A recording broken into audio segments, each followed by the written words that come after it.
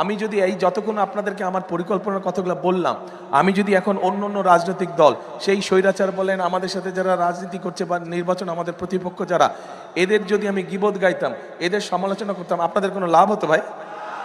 আমার এই কথা যেগুলো বললাম, এই কাজগুলো যদি বাস্তবায়ন করে, তাহলে আপনাদের লাভ হবে? বুঝি না, লাভ হবে? তাহলে কোনটা জরুরি? গীবত গাওয়া, সমালোচনা করা? হ্যাঁ, সমালোচনা করতে হবে মাঝে মাঝে, যদি দেখি বেশি ওলট পালট করছে তাহলে তো সমালোচনা করতেই হবে।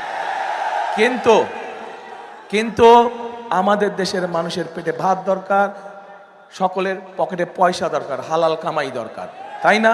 চিকিৎসা দরকার, শিক্ষা দরকার, বিদেশ বা দেশে হোক কর্মসংস্থানের দরকার। কাজেই এইগুলো হচ্ছে আমাদের পরিকল্পনা। আমরা ভাই রাজনীতি করি, আমরা স্লোগান দেই যে আমাদের রাজনীতির মূল শক্তি হচ্ছে, উৎস হচ্ছে জনগণ। জনগণকে আমরা সবসময় আমাদের পাশে রাখতে চাই। সেই জন্যই ওই যে প্রথমে বললাম, বিএনপির অভিজ্ঞতা আছে দেশ চালানোর। আমাদের এই ফ্যামিলি কার্ড নিয়ে, আমাদের এই কৃষক কার্ড নিয়ে অন্য অন্য দল অনেক সমালোচনা করছে, শুনেছি আমি, আপনারাও দেখেছেন, পত্রপত্রিকা দেখেছেন না?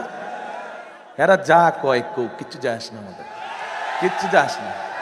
আপনারা এই যে জনগণ, লক্ষ জনগণ এখানে আজ এত রাতে উপস্থিত আছেন, আপনারা ইনশাল্লাহ ধানের শীষকে জয়যুক্ত করে সরকার গঠন করলে আমরা চোখ বন্ধ করে আমাদের কাজ করতে থাকবো। যেই কাজগুলো করলে এই দেশের মানুষের, খেটে খাওয়া মানুষের উপকার হবে, এই দেশের খেটে খাওয়া মানুষ কিছুটা হলেও ভালো থাকতে পারবে।